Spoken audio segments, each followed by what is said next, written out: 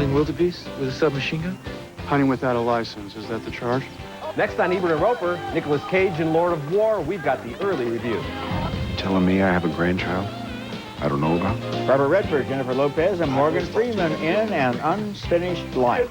And one of the best movies about America's pastime in our Thumbs Up video segment. Well, you left the keys in the ignition. Not the smartest thing to do for a policeman. This would be a good time for you to be quiet. I know that's nearly impossible for you, but if I hear the sound of your voice right now, I can't be responsible for my actions. So this would be a very good time for you to shut up! Samuel L. Jackson and Eugene Levy are men on a mission, but only one of them can be the man. I'm Richard Roeper. And I'm Roger Ebert. The Man is a cop buddy movie crossed with a fish out of water formula, with Samuel L. Jackson as a federal agent in Detroit who teams up with Eugene Levy, a dental supply salesman from Wisconsin. Opposites do not attract. It's a case of mistaken identity. First the agent, and then the bad guys think Levy is the middleman in a deal to sell a stockpile of stolen weapons. Jackson briefs the poor guy on the dangerous role he's asking him to play. Why can't I go? What does any of this have to do with me? Because every time these guys meet somebody new, they're on the lookout for the man. And you most certainly do not look like the man. Turns out the salesman got a look at the man the agent is tracking down, but he doesn't make a very good witness. He had a very nice face, very handsome face. He was a very attractive man. The salesman makes a very unwilling volunteer. He keeps trying to bail out of the process, and the agent keeps hauling him back aboard because without him, the case can't be cracked. Endangering a civilian doesn't seem to be one of Jackson's concerns. 911, what's your emergency? Yes, hello, I've been shot. Can you give me a location? Oh, I don't know, downtown. Where downtown, sir? A man in a black car kidnapped me. Do you have a license plate number? Yes, just give me a second. 347 DNB. Free. The Man is a reminder of all sorts of better movies, especially Lethal Weapon 2, with Joe Pesci riding along with the cops on the job. Samuel Jackson and Eugene Levy are right for the roles, but the screenplay is not right for them. It's a paint-by-the-numbers job that depends too much on the salesman's unfortunate tendency to pass gas. A lot of gas. The movie is barely 80 minutes long, but so desperate to fill the time it even uses that tired old scene where Jackson's wife wants to know if he's going to make it to his daughter's recital that evening. Will he come in at the last moment or not? What do you think, Richard? The Man plays like a fire sale at the spare screenplay store. Thumbs down. I want to see one of these parody movies someday where all these characters are racing to get to their daughter's dance recital, and they all collide in the middle of this. And, of course, you also get the scene where the supervisor says, I'm going to need your badge and your gun. And, of course, then the rogue cop continues to investigate the case. What a surprise Roger, that was. you're so right about this. So tired. It also has echoes and very distant echoes of a movie called Midnight Run with De Niro and Grodin. So you have the one tough guy and the nebbish, and they learn from each other. But this is so tired. Maybe if they showed up on the first day of filming and Eugene Levy and Samuel L. Jackson had just said, you want to switch roles? It might have been interesting then, just to see them switch roles and see them play against type. That is a good idea. Well, you know, anything... I'm thinking of that movie, yeah. Anything would be better than Levy that. as the tough cop and Jackson as the nerd. Maybe now, next that time. could be funny. Well, this wasn't. Okay, next is Green Street Hooligans. Now, this is a brutal, insightful look at a side of sports most Americans don't even know about. Now, if you don't know what a football firm is, it's got nothing to do with the Super Bowl and nothing to do with the law. Football firms are the hardcore, nearly gang-like soccer fanatics that live, breathe, drink, punch, kick, and pummel in the name of their favorite club. Now, Elijah Wood is a long way from Frodo territory as Matt, a Harvard journalism student who gets expelled after he takes the fall for his druggy roommate, the son of a powerful politician. Matt makes his way to London and his sister Shannon, who's married to a Brit and has a young son. I'll give you 100 if you take Matt here to the match. Bruv, you know I can't take a yank to football. Yeah, you can. And you're going to be on your best behavior, do you understand? And that's Charlie Hunnam in an electric performance as Pete, the leader of the firm known as the PSE. Within days, Matt is totally sold on the hooligan mentality, if you can even call it a mentality. I never felt more confident, and people could spot it from a mile away. And as for this, the violence, I gotta be honest, it grew on me. Now, Roger, if you think journalism has a bit of a bruised reputation in the States, in the world of Green Street hooligans, so-called journos are the scum of the earth. Matt's new mates have no idea he's keeping a diary or that he majored in journalism. What about Millwall? Millwall. Where to even begin with Millwall? Millwall and West Ham firms hate each other more than any other firms by far. Sort of like the Yankees and the Red Sox. More like the Israelis and the Palestinians. Green Street Hooligans is co-written and directed by Lexi Alexander. She's a former world champion in karate and kickboxing, so yeah, she knows fighting.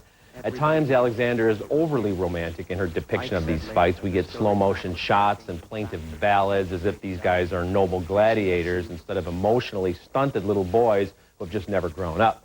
But Alexander also makes it clear that there are dire consequences to all this nonsense. It's a good film. Thumbs up. Thumbs up for me, too, and it really shows how a complete milquetoast from America, a Harvard boy who has never really landed a blow in his life, becomes in a very short matter of time a hooligan, a guy who buys into the code of the mob and goes out into the streets and fights. And it's interesting, these people, for the most part, don't use guns. No. Because they're really into pain, and they're into hitting each other and being hit, and then on Monday, they go back to work, and some of them have white-collar jobs. The leader of the gang's a school teacher. I know. There was a movie in 1989 by Alan Clark on the BBC, one of Gary Oldman's first films, called The Firm, which shows this same world, which still exists, and it's hard to believe that these people go out there every weekend looking to get pounded on. And I think one of the things this film gets right is that there's very little soccer or football, as they call it in the UK, because these guys, they're all loyal to their team, but they don't really seem to care that much about who wins the game. It's all about the fight before or after the match. At one point, the younger brother says, well, we don't have much of a team. West Ham isn't much of a team, but we have a great firm. We have a great firm, exactly. Okay, coming up, Laura Linney and Campbell Scott in The Exorcism of Emily Rose. Read Richard Roeper at suntimes.com and Roger Ebert at rogerebert.com and download their podcast at iTunes. Our next movie is An Unfinished Life, starring Robert Redford in a wise and assured performance as a man who must come to terms with his son's death. It also stars Jennifer Lopez as his daughter-in-law, and she needs his help. Morgan Freeman co-stars as Redford's lifelong friend who has a rematch of sorts with a grizzly bear that mauled him a year earlier.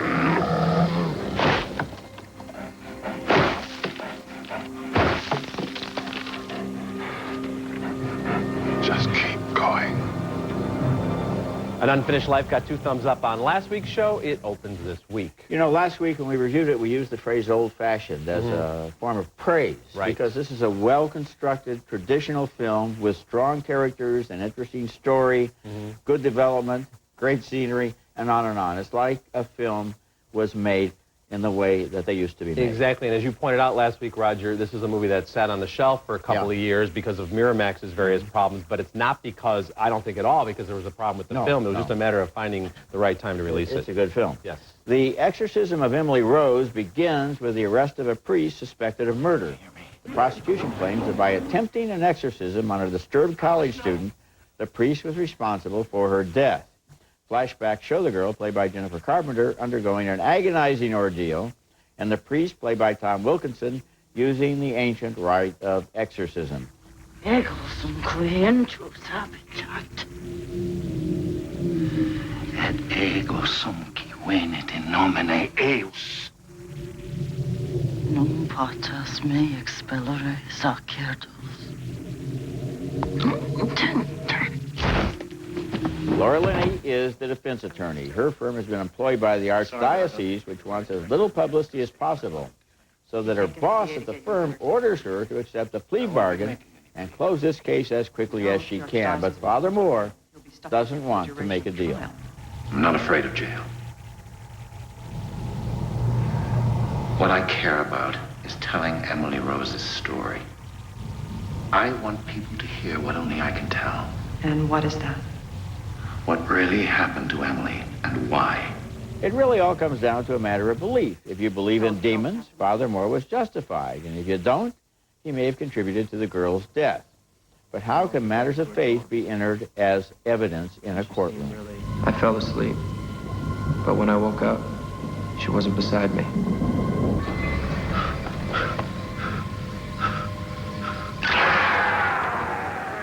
This movie is said to be based on a true story, although there's often a lot of space between based on and true story. Inspired by. Yeah, it adds to the intrigue that the Laura Linney character is an agnostic and Campbell Scott's prosecutor is a churchgoer. So both of them, in a way, are arguing against their own theological opinions.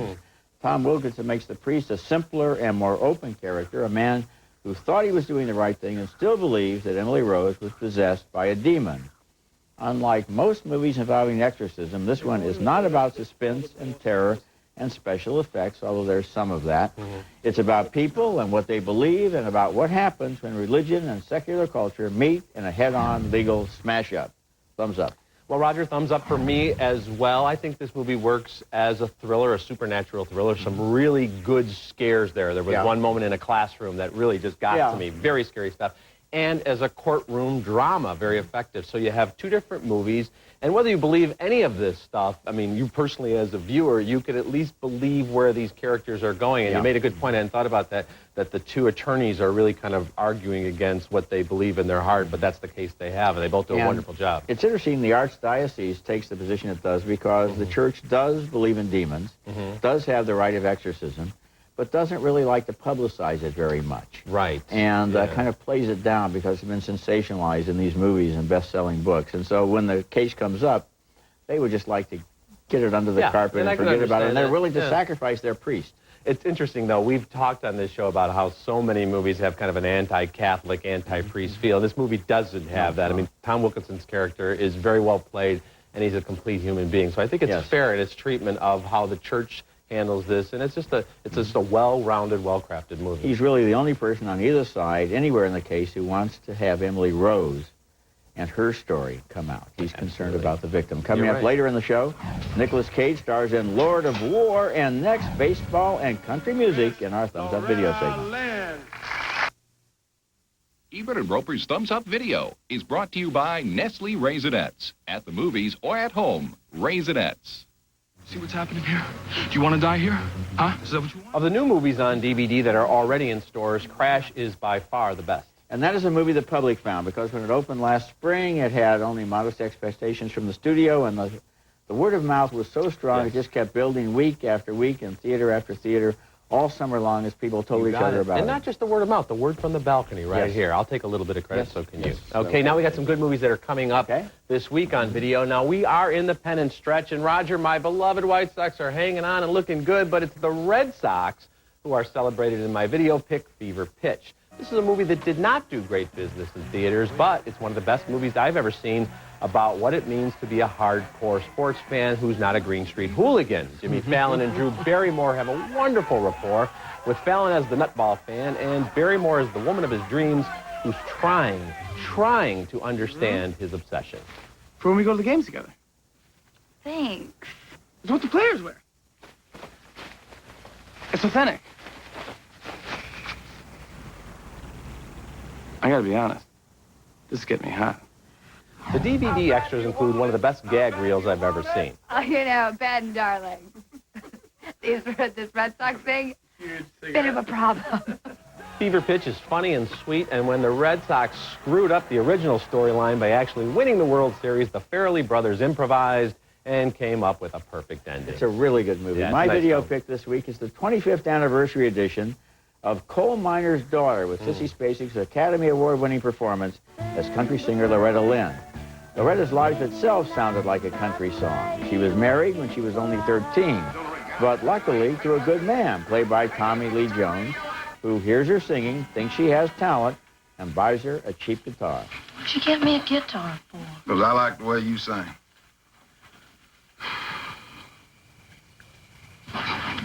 You really think I sing good? Baby, I know you do. Spacek and Jones are wonderful in the movie, which is directed by Michael Apted, and so is Beverly D'Angelo as her best friend, Patsy Cline. I like your pick a lot, especially, you know, we have all these biopics in the works of various country singers and pop singers. We had Ray last year. We have Walk the Line, the Johnny Cash story coming up later this year, but nobody is going to be able to top, I think, Sissy Spacek's work in Coal Miner's Daughter. Really good. Except maybe Jessica Lange as Patsy Cline. That was another good one. Another good picture. That was another good picture. Okay, Fever Pitch and Coal Miner's Daughter, the 25th anniversary edition, will both be available in stores on Tuesday. Come here. Come here. Don't be shy. Here, look. Free sample. Help yourself, okay? Free sample. Tell your friends. Happy times. Come on. Help yourselves. No charge. Everything goes. Good. Nicolas Cage brings a unique brand of offbeat intensity to every performance. Even when his movies fail, he's never uninteresting. And in Lord of War, he delivers a great performance in a very strong film. This is an early review. The movie opens next week. Now, we've seen hundreds of gun-crazy action movies, but few films that actually tell us about the business of buying and selling weapons. Lord of War is the Goodfellas of gun-running movies, like Ray Liotta in Goodfellas. Cage is the narrator and the main character of Lord of War, and he never apologizes for his life of crime, though he does try to rationalize it at every turn. Really, she doesn't know how you pay for all this. We don't talk about it. How many car salesmen talk about their work, huh? How many cigarette salesmen? Both their products kill more people every year than mine. At least mine has a safety switch. Roger, this is another one of those based-on-fact stories. Cage plays Yuri Orlov, a globe-trotting arms dealer who never met a customer he wouldn't do business with. I sold Israeli-made Uzis to Muslims. The best things in life are free. But I sold communist-made bullets to fascists. And Eamon Walker is just great as the cheerfully evil Andre Baptiste Sr., who's nothing but a psycho killer in a dress uniform. Yuri doesn't care, though. He doesn't care who's fighting or what they're fighting about, as long as they're fighting with his guns. Why'd you do that? What did you see? Now you're gonna have to buy it. It's a used gun. How can I sell a used gun? A used gun. A used gun. That's a good one. Lord of War was written and directed with great style by Andrew Niccol, whose previous work includes the vastly underrated Gattaca. In addition to Cage's fine work, there are terrific supporting performances by Ethan Hawke as the federal agent determined to bring down Yuri, Jared Leto as Yuri's cokehead younger brother, and Bridget Monahan as his trophy wife, who doesn't ask too many questions about where all the money comes from. The opening sequence is amazing in this movie. It's a bullet cam tour de force as we follow the journey of a single round of ammunition from its creation to its ultimate horrific destination.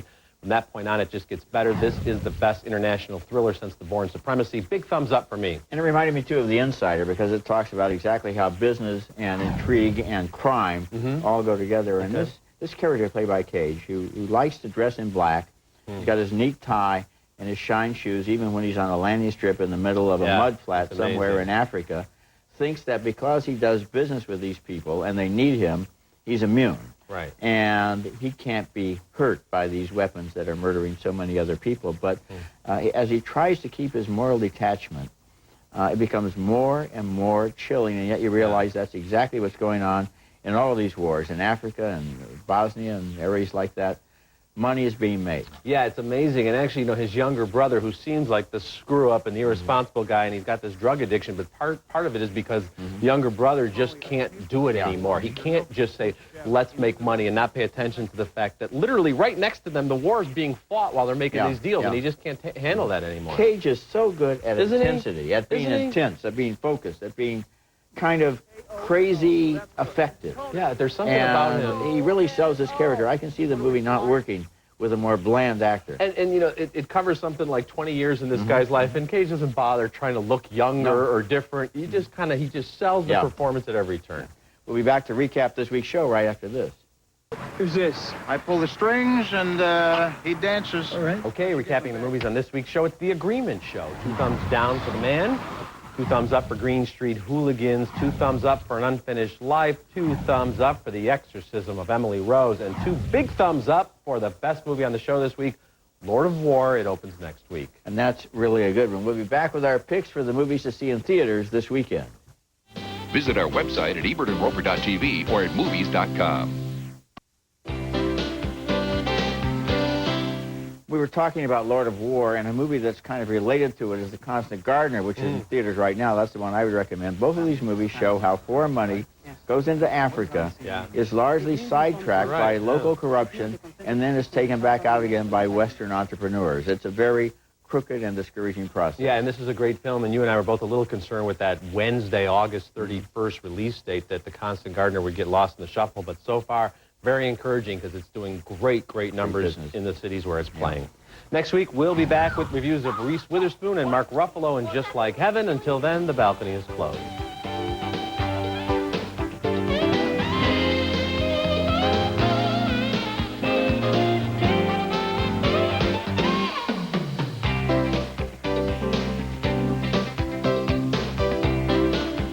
When you refinance at LendingTree.com, you can save up to $200 a month with a lower rate. Just think what you can do with the money. When banks compete, you win at LendingTree.com. Why did your last diet fail? Stress raises cortisol. Cortisol increases belly fat. Relicor helps reduce cortisol. You need Relicor. Call now. It's guaranteed. The Subaru 24-hour test drive. It's not your standard test drive. Then again, this isn't your standard SUV. The Subaru B9 Tribeca. Don't search all over the internet to find the best deal. Just let your mouse lead you to Motel6.com, and you'll save time and money. Piece of cake, or piece of cheese. Closed captioning for Ebert and Roeper is brought to you by 60 million people, over 200,000 schools. It's easy to reconnect with old friends at classmates.com.